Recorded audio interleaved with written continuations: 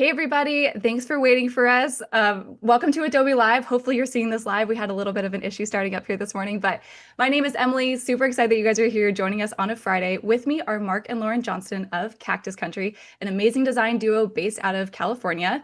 Okay, looks like we're live. Great. So we're really excited to be launching today one of the first Ask Me Anything live interviews as part of the Adobe Career Center. And if you haven't heard of the Career Center, you're in good company. It was just launched yesterday at Max London, and I want to tell you a little bit about that before we jump into the interview. So come on over to my screen. It's already up for you there. So the Career Center is a really cool place for you, no matter where you're at in your creative career, whether you're just starting or you want some extra professional advice, this is going to be your next best resource. So on here, you're going to find things like, whoa, the career guide. And under career guides, there's going to be courses, there's going to be live events like this one you're watching right now. There's articles and there's even in-person live events. Another cool facet of this is that there's commission projects. So these are going to be paid projects in your creative discipline that are going to be a part of an Adobe focused and monitored program.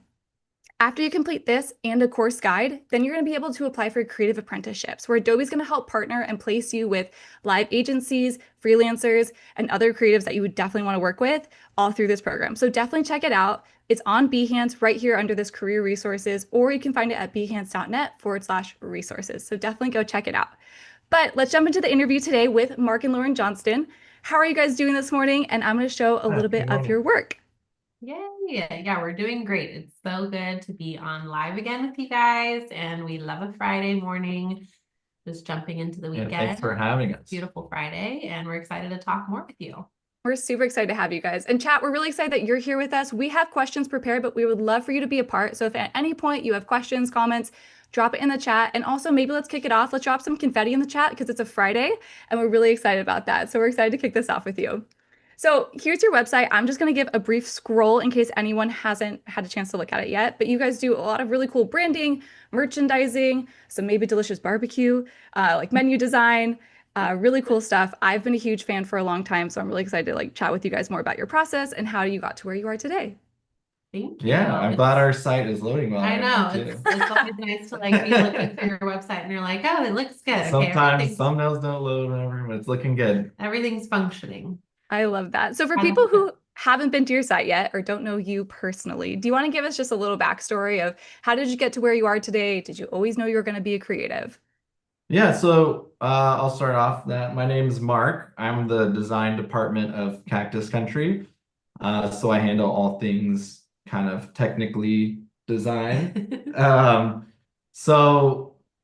It's kind of a long-winded story, but I guess long story short, my first exposure to graphic design was in high school. I was really into music at the time and in a couple like hardcore emo bands. And I was really into kind of like writing music, and then also like I thought album art was so cool. I was like, I want to do that or whatever. And I had a elective at my high school that was graphic design, and so I just spent a majority of my time making album covers for my band. And so that was kind of my exposure to it. But then I was just like, it seemed like a hobby at the time, so I was like, I don't know if this is what I want to do. Fast forward to college, I didn't even choose graphic design until my sophomore year. I don't think I knew that. I thought about doing a few other careers, but throughout those, I always had a graphic design history class and a few design theories based on what I was kind of into, and it just kind of stuck. And I was like, hey, I'm going to try this out. I transferred to a school called Azusa Pacific University out in California. I was like, I'm at a new school, might as well try it out. So that led me to graphic design, and I just stuck with it. Got a few internships through there, and then got a job out of college. Did that for a bit, and then started our own business about 10-ish years ago. Yeah, it's been almost 10 years. So that's pretty crazy that we've been doing this for that long. But we've been doing it together pretty much for that long as well. So we actually met in college, fun fact. And I'm Lauren, by the way. I do all operations for Cactus Country. So we are a design studio now based in Los Angeles, formerly based in Phoenix. We've lived and started our design studio and our creative career as freelancers in Arizona. That's where Mark's from, and I'm from California. So we decided to make our way back out here just earlier this year. But it's been an exciting journey. We both met in college. We both had kind of these creative passions that we were pursuing at the time. He was majoring in graphic design. I was majoring in communication studies, and I ended up minoring in art. I don't know, studio art. So I had to take graphic design courses and other art classes from my schooling. And then after college, kind of how Mark was always into music, I was always into fashion, and I worked retail jobs, kind of working my way up to like managing and doing visual merchandising. I worked for brands like Free People and Urban and Rag and Bone. And I had a lot of fun doing that, but at the time we were both just kind of like in our early 20s and ready to kind of figure out where life was going to go. And so we wanted to see if we wanted to kind of keep working for quote unquote the man or start doing our own thing. And we just kind of had this light bulb moment one day to kind of join forces with him doing design and I doing retail. And at the time, this was back in 2016. So we decided to open our own retail store. And we did letterpress printing and stationery, and it was called Prickly Pear Paper. And we also did freelance design out of our shop. But yeah, that's a very long-winded way of saying we both had creative careers in different ways that kind of led us to working together and building our own thing. I also think we were both kind of like born from entrepreneurial families. So I don't know, all my kind of younger years, I always knew I was going to do something for myself, but I didn't know what it was going to be. And I don't think when we met, we would ever have thought that we were going to team up on something together. So it's been really fun to like work and use each of our own individual strengths to build the business to what it is now. I love that. Did you guys initially think that you would go into business? I know you said it wasn't maybe the topic of conversation, but you came both from family backgrounds like that. So when you breached the conversation of, hey, should we start a business? How did that go for you guys? Was it easy or was it nerve-wracking? It was fun. It was exciting. Yeah, it was kind of a situation too where we had been working our jobs for a few years after graduating, and we were at a point of kind of needing some change. Yeah. And a very unique, once in a lifetime kind of opportunity opened up for us in Arizona, where it was a very unique circumstance where we had the potential to open a store, or there was a space for some type of offering. And we had always been into giving each other cards, letterpress printing and that. So we were kind of like, hey, like, can we actually do this? Yeah. And so we kind of just threw together like, hey, like, I think, we had this concept of we're going to have a greeting card store that does letterpress printing. We didn't know how to do letterpress printing at the time, but we're like, whatever, we'll figure it out. And we did. And so that's kind of how that came to be. But it was a little nerve-wracking. Our family, my family was very supportive because they were supportive as well, but it was a situation where we weren't married yet and all these things. We're like, oh, you're gonna start a business together. So there was some challenges, and definitely it wasn't easy, I guess, but it was still like fun and exciting. And I'm glad we did it. Yeah, I think financially starting your own business is never easy, unless it's all just kind of handed to you, of course. So in that way, like leaving our, 9 to 5, I mean, I didn't have a 9 to 5 job, but I had retail. So it was a lot of hours and a lot of time spent. And like, just, we went all in, on this idea and using our savings to live off of and put into our business and combine together. And at the time we weren't married. So then we kind of had those conversations too, because we found out as partners, it's better to be married if you're operating a business. So we always kind of joke very romantically, we got married for business purposes. It's a write-off. Yeah, we're like, it's our accountant, we sat down and we're like, okay, we're gonna start a business. And he's like, you should get married. So we're like, okay. So we had to figure that out.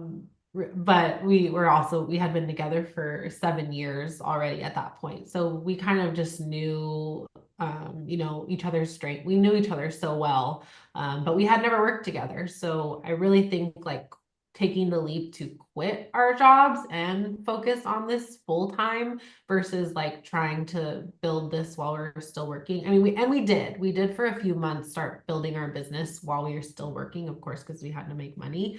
But then at one point we were like, all right, hard stop and focus fully on this. So that was really exciting, and it was a fun pivot to just like jump in. And I think at the time I was like, what, maybe like 24. I think Mark was 25. So we were like, if we Wow. screw all of this up, then we can start over when we're like 30. When we're adults, we actually get there. That's funny. We kind of did, because as you can see from this conversation, we no longer have our retail store. We no longer do letterpress and stationery. So operating that was a huge stepping stone for us to find out we really just wanted to pursue freelance graphic design full time. And we felt that we were losing opportunities by having a retail store, a wholesale division of our stationery products, and being a freelance design studio. Like it was like we had our brushes in too many baskets. Yeah.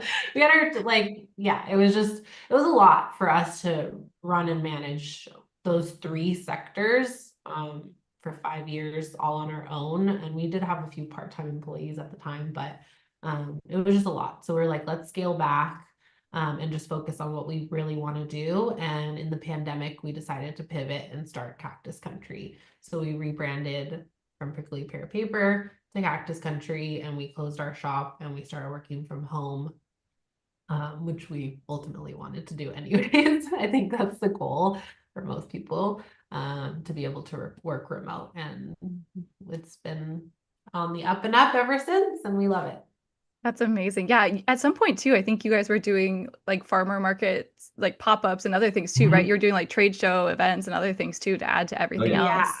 So we had our cards, I think, at over like 50 stores across the Wow. US. And then we also were designing and printing wedding invitations, because that kind of went along with the letterpress printing aspect of our business. And Mark was like, I don't want to design wedding invitations. No more. Hey, it makes money though. But it makes such good money. And I personally love, like, as a printer at the time, I loved printing wedding invitations because it was something special, a keepsake, and it was so personal.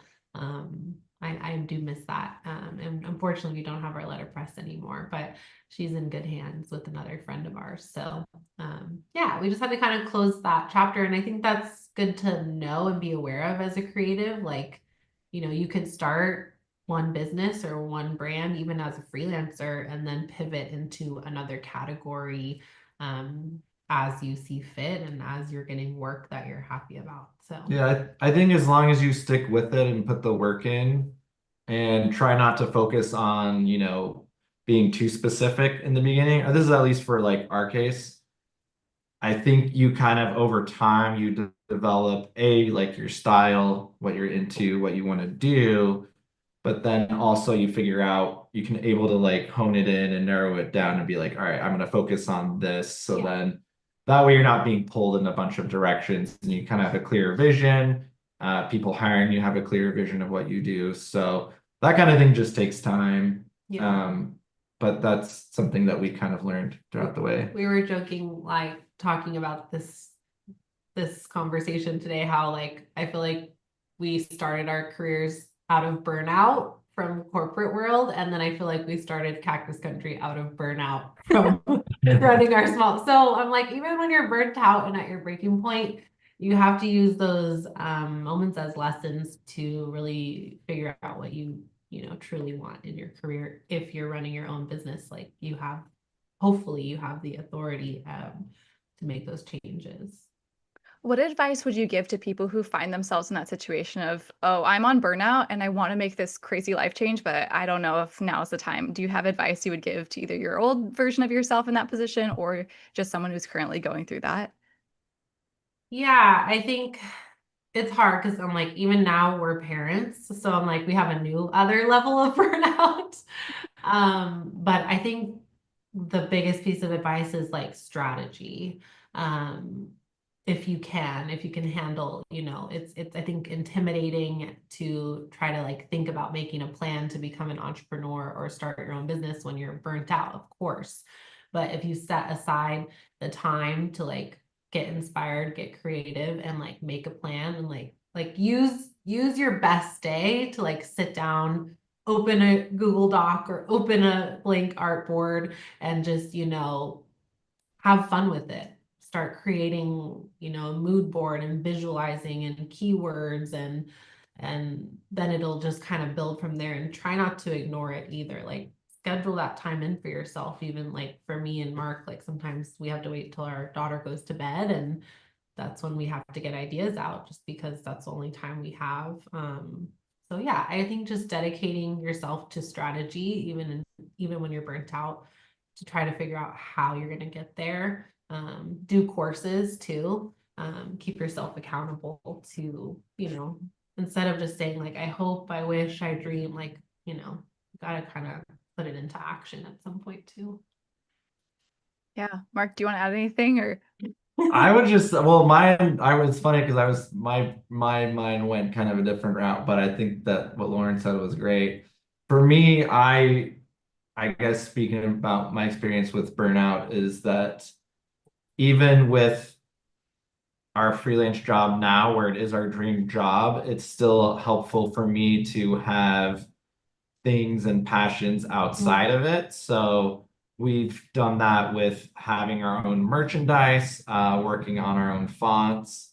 I've been doing like glass engravings I've been getting into. So having an element that, still relates to what you do, but is like fun, I guess, because our job is fun. Like there's a lot of fun projects we get, but it's still like work at the end of the day. So there's a lot of work we don't show. There's a lot of work we don't even tell people about that we do. So the joys of freelance is that you do get to kind of work with who you want to, but also like we have to pay the bills at the end of the day. So we're gonna have to probably do things that aren't our favorite or maybe aren't in our style or what have you. So for me with burnout, just having these outlets and outside of work or maybe they relate to work are very helpful for me. Other creative outlets for sure. Yeah. Definitely. Like I think that's at the end of the day, like you have to keep yourself accountable to stay inspired. Like one of Mark's goals over the past few years has been like to have one day a week where he can work on personal projects. That's Has cool. I don't think that's has that happened. happened? No, but every once in a while, we'll have like a gap in the schedule or in the calendar or the week, or sometimes he just puts his foot down too, and he's like, I'm going to work on this today, and I know I have other things I need to get done, but I'm feeling inspired to do this. So giving yourself that wiggle room to just create the things that you feel lit up by, because you never know what they can lead to. That's true. Chat is agreeing with you. They said that's what happens when you turn your hobby into your job. You have to find other creative outlets for new hobbies, which I feel like The most grass is always creatives. greener, right? Yeah, right?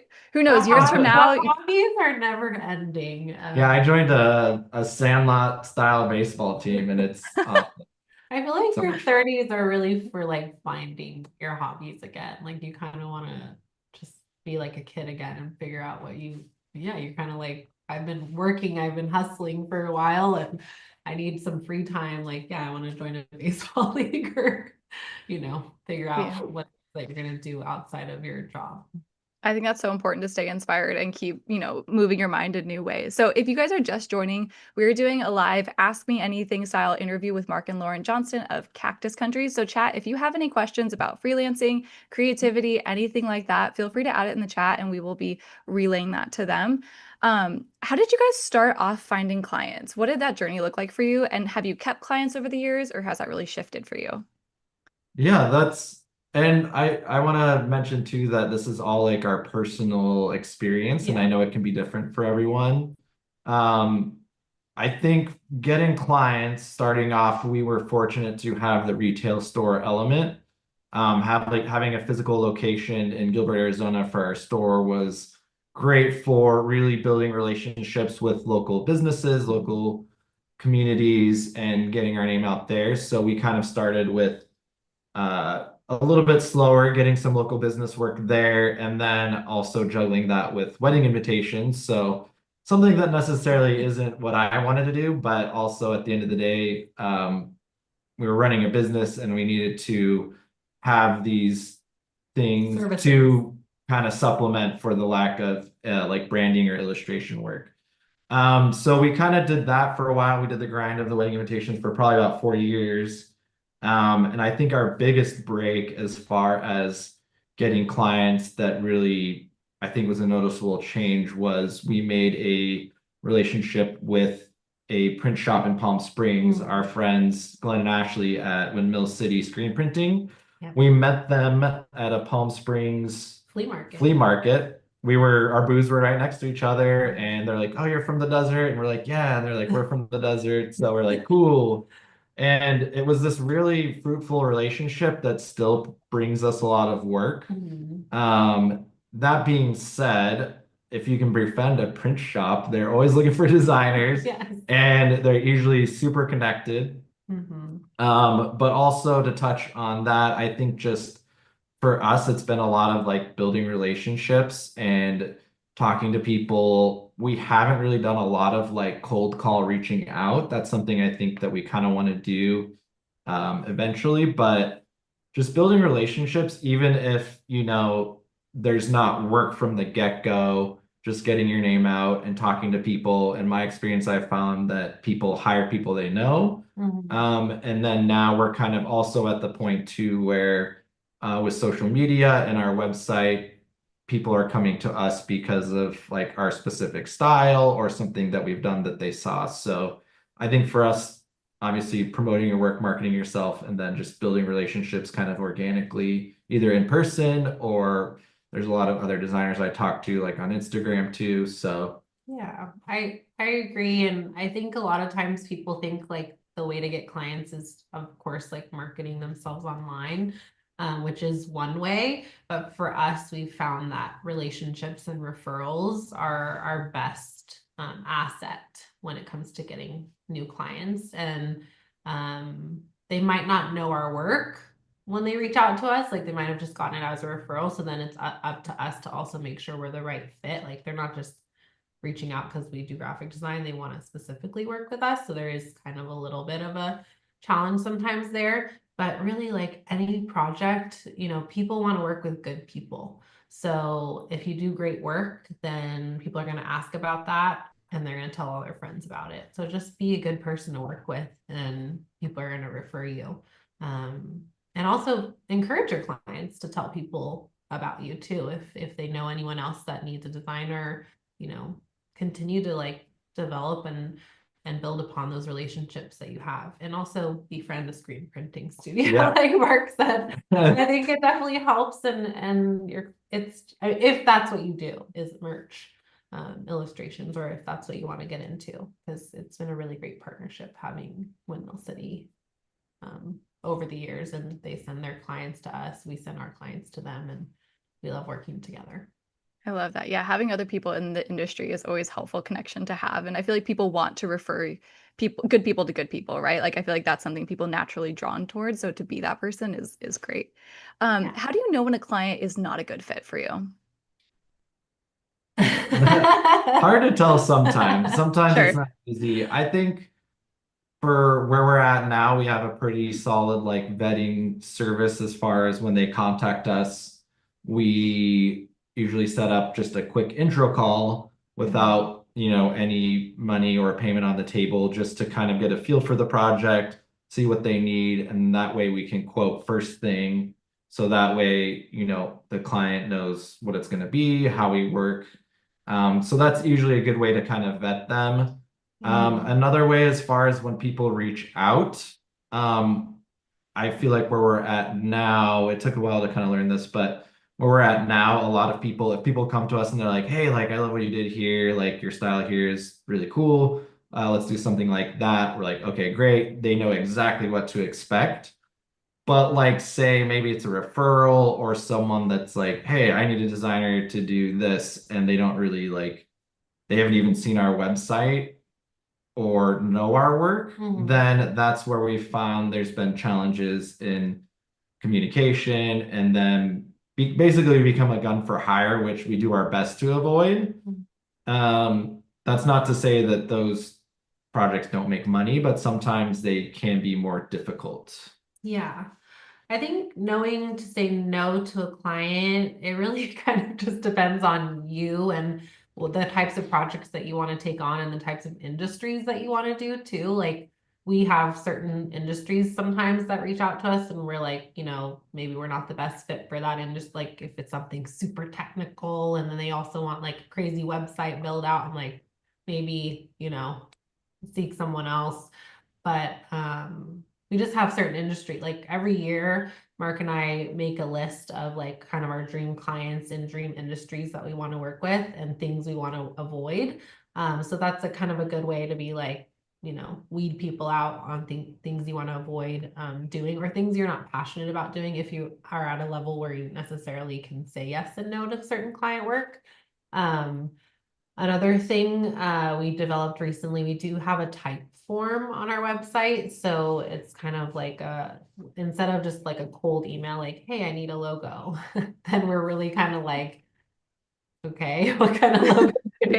Also, that's a big thing for me on the operations side. If I have a client that reaches out to me and they're like, hey, I need a logo, and that's it, I can already tell we're not going to be a good fit. But if I have a client that's like, hey, I need a logo for this, my timeline is this, I put together this creative brief, let me know if you have, some openings and we can chat soon, and they give me details and information and pertinent things, like they put, all of the ideas together when they reach out. I already can tell they're organized and they're ready to get to work, so those are the types of clients that I'm like, I'll email them back and I'll be like, I love this because it's already more than what most people do.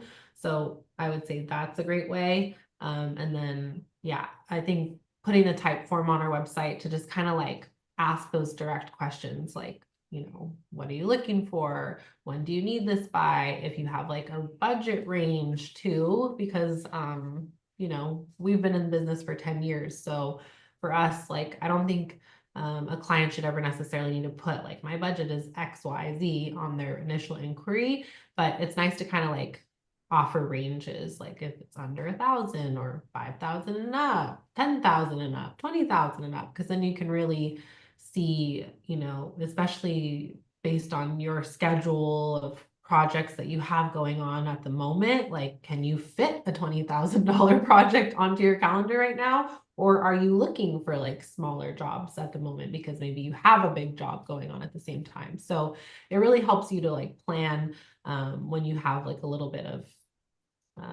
further details from the client to say yes or no to those things from the get-go. How have you guys changed your pricing over the years, or has your pricing structure looked pretty the same? No, our pricing has changed so much. Tell me more. I think when we first started, honestly, I mean, yeah, like we said, we were on the younger side. We had a retail store. It was like a side, not a design was like an aspect of our business, but it wasn't our full focus in our business. So we also kind of took that into consideration with pricing and wanting to build our portfolio. So we priced logos based on like what we read logo pricing to be in like a designer's handbook. Yeah. We read, and I think that was a great start. Like I think there's a lot of resources like that for designers too. I mean, now you can ask ChatGPT anything, right? But I think at the time we had to use books or listen to, people online and research what other people were quoting and charging. But something we do now for pricing, we have different packages that we offer. So for branding and for merch illustrations, and then we'll quote anything that's like one-off, like not in a package that we offer. We make a proposal like a separate thing. But we have different packages for branding because our goal as designers too is like we don't want to like shove anyone out. Like if you're a small business and you want to work with us, we want to be open to working with small businesses as well. But we also, have goals to work on larger, more investment worthy projects. So we have different tiers. We have like an intro brand package. Then we have like kind of a what do we call that? Essential? Essential brand package that might like And be, then the ultimate. yeah, and then we don't Experience. call it the ultimate experience. I think you should. I do think we you should. we call it the, I think, full scale branding, basically meaning like we're doing it all, you know, like it's going to be wrapped with a ribbon on it, and we'll be like on call with those people hand in hand through the process. And then same thing for merch.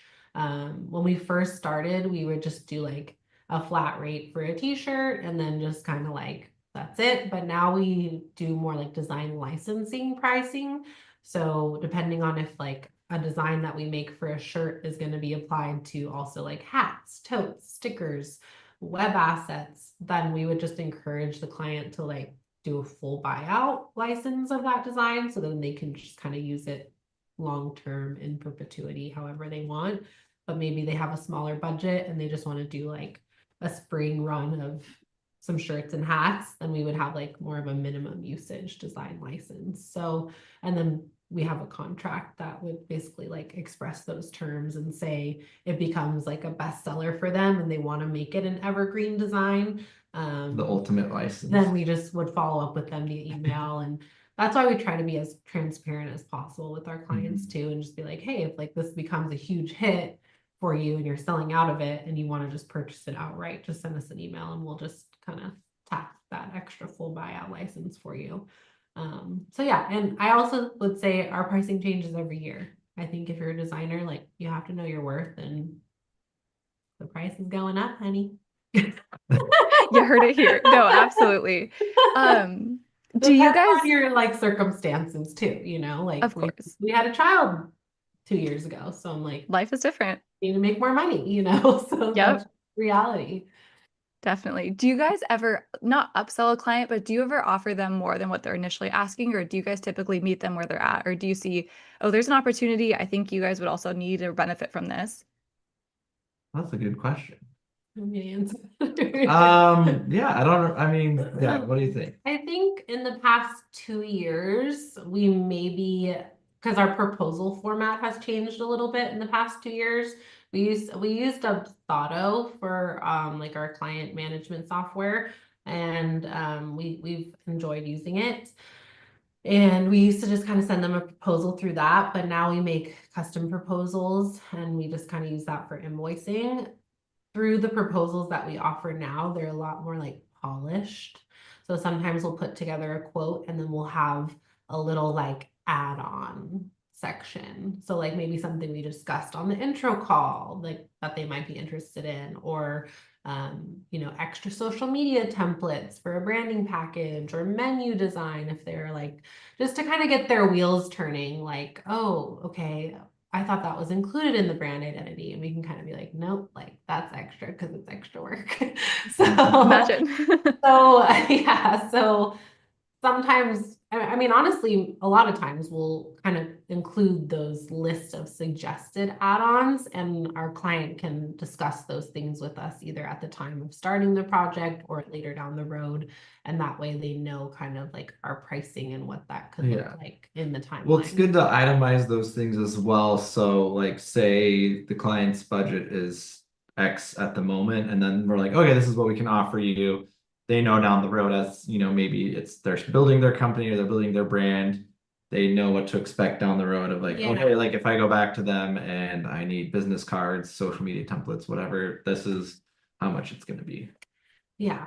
But we don't ever like when we're presenting the work, we present exactly like what they're asking for, and we're not like, hey, but it could be this as well, or it could be this. We kind of just stick with what they're wanting at the moment. And more often than not, when people are like on the fence, they usually go with the like, let's say like the lower package. At the end of the things, like, oh, okay, like when can we get you booked for the next thing? More. Which is fine too, but it's also a little like, okay, well, you know, we're a little booked up. Like it helps to kind of have those things out in the open so we can be booking these things further on, but it's just going to be a little delayed. So I will also tell like merch illustration clients specifically too, like they might come with a lower budget and just be like, I need a t-shirt design. And I will tell them like in transparency on our intro call, like we have a lot of clients that come to us and they just want a t-shirt design, and by the end of it, they're buying all 3 designs with a full buyout because they want to just have the licensing to use those designs at any time for whatever reason. So we're fully like flexible in that way. So I'll sometimes like just include a note of that in the proposal, like if you wanted a full buyout, this is what it would be, just so they can kind of expect that. But yeah, because it's not even sometimes just like a personal decision. Sometimes they have to ask, you know, the powers that be if they can invest in full buyouts. And, you know, we've done a lot of like stuff for like music festivals and golf tournaments and things like that, where it's like, you know, they have to ask sponsors approval, and there's a lot of working parts when it comes to how they're going to purchase the design. So yeah, I think just being as transparent and excited about working on things for clients from the get-go. So it doesn't seem like an upsell. It's like going to benefit them, and you get to make the work you do look even better down the road for them. Absolutely. When you guys are done with the process and you're ready to present to them, what does that process look like? Are you sending a deck? Are you jumping on a call and going through the deck together? What is that for you? Another great question, Emily. So I guess it kind of just depends on the client. So typically what we do is we'll build a deck in InDesign. We'll have usually like a tidbit about like the project overview, project goals. So that way, if you know the client's like, what is this? Then you can say, hey, like it's literally written there. You've already approved this prior. Just keeping things in there that keep them, reminding them like, oh, okay, this is what we agreed to do. This is why we're doing it. And then so the deck and everything we present just kind of echoes the those concept and themes. So like let's say something for a brand, like a logo project, we'll present the primary logo and then like the system on a separate page, and then like colorways, all built out. That's built out on Illustrator, and then we'll usually, or not usually, we always do like a page or two of mock-ups as well. So this kind of relates as well to merch. So we like to put it on. So like say like right now we're doing branding, we're refreshing a logo for a client that has a dog day camp service where it's a pickup drop off. They're expanding their business, so we are refreshing their logo. When I'm mocking it up, I'm putting it on the side of like a van, like, hey, this is what it could look like on a van. This is what it could look like on an embroidered t-shirt. With merch, you know, obviously whatever kind of garments they want, we'll put it on there. We're like, okay, this is what it looks like on a shirt. This is on a hat. So anything that really makes it realistic and can show them what it looks like, as opposed to just, you know, showing them like, hey, here's your logo on a white background. Obviously there's value in that, but a lot of our clients need to be able to visualize it to really see how it can live outside of just a computer screen. So we just do our best to showcase it in its best light, and like, hey, it could look like this and this. And it really does, I think, enhance the value, and it shows the client the application, like all that stuff's thought through as far as like sizing or whatever. Yeah, I think that's also kind of like an unintentional way of upselling too. Like if you do mock-ups of Totally, yeah. packaging, merch, then you have the client coming back like, oh, can you guys do label design for me? And we're like, yes, like that's Yes. like we want to be as involved as we can in making this look good.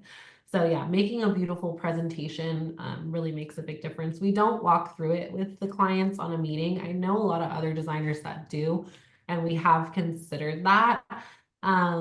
We've done it a couple times. We've done it a couple times. Yeah, we've had certain clients that like that's what they want to do, so we'll walk through it together. But we kind of like to keep it open, and like I'm like sometimes we send off a project that like, you know, we'd rather just send it and then the client can sit with it, and then we will always have a meeting to discuss the project and get feedback like within the next week after presenting it. But we don't initially have a presentation to show them. Although I do feel like there's a lot of strengths in that.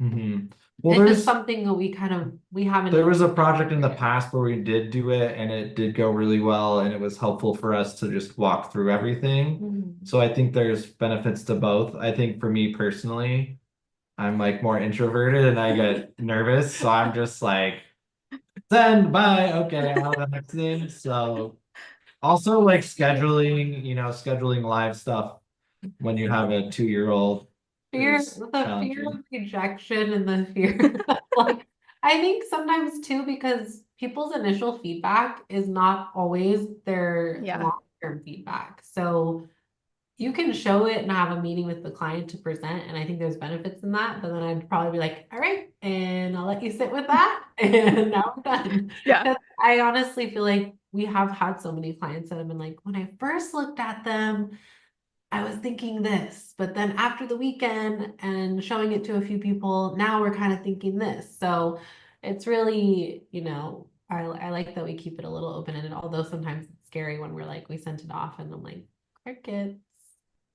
It's a week and you're like, so did you open it or It's Yeah. like actually I scary. love a good just, okay, got it, thanks email. Like it's Yes, not, and we'll like, and now we when we send projects off too, we always like will follow up like, we're available next Tuesday to discuss and do this. Like we set the motion for like, let's talk about well, this. and we've been doing, I think more so in the past couple of years, we've been doing a lot more feedback via video chat or phone calls.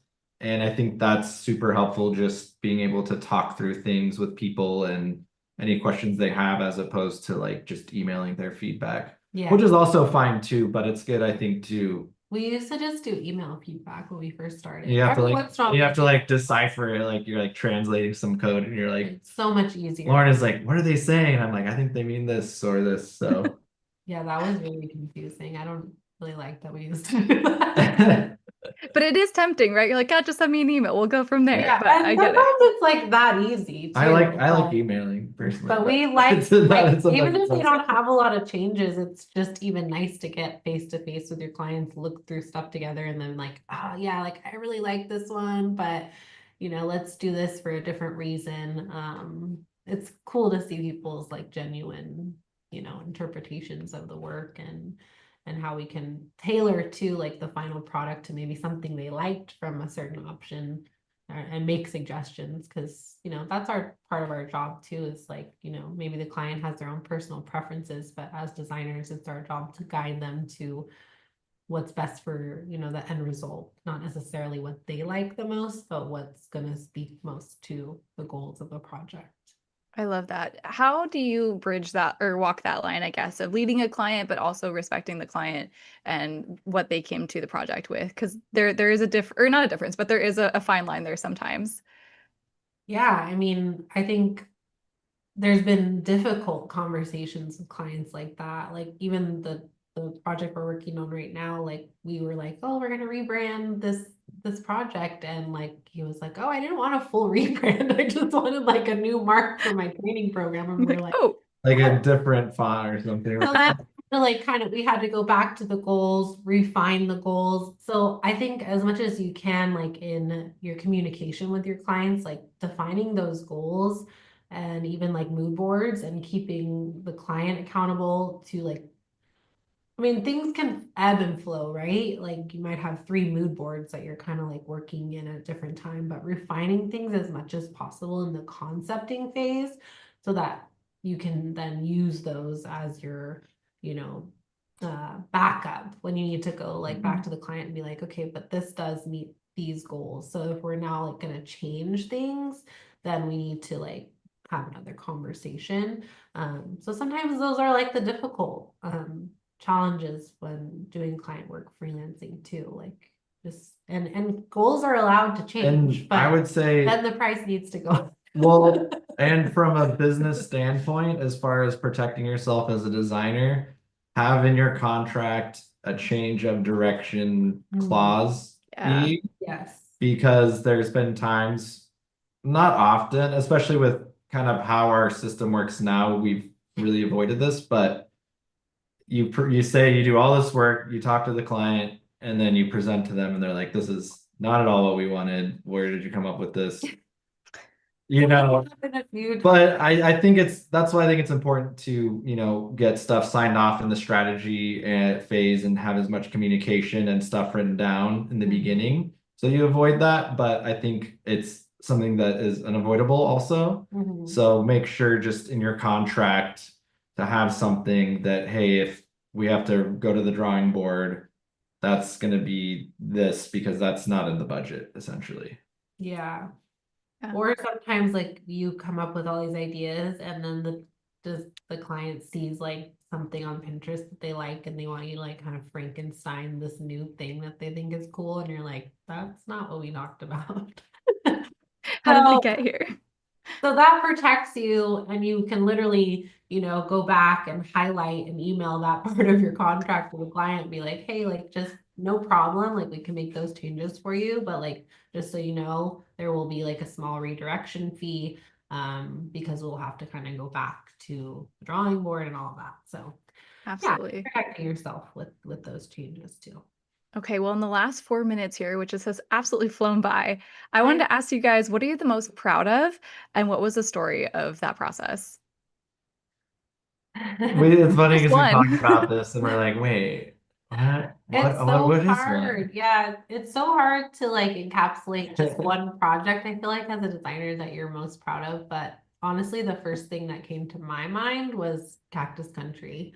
And as cheesy as that is, I really feel like when we pivoted our business from Prickly Pear, it was kind of like we had one child and we had to like say goodbye to it and Oh, raising a new child as a business owner. But the way that we built out our branding for Cactus Country, the way we launched all of that, I think that's what I'm most proud of Yeah, and continuing to grow our brand, developing like Mark evolving mentioned, it. yeah, evolving it, moving to California. Just I think our personal studio is probably the project I'm most proud of because I think if you can design something with your personal brand that feels really true to who you are and where you want to go and what you want to do, and showcase the things you want to be working on. Um, I really love it. I love Cactus Yeah. Country. I love our personal brand. I think social media is always kind of a struggle sometimes and how much it changes, but it's been fun to launch different merch and collaborate with people and even doing stuff like this. So I think that's what I'm most proud of. Same.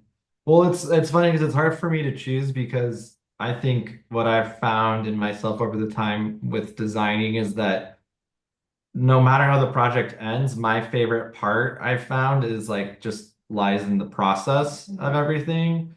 Like I have this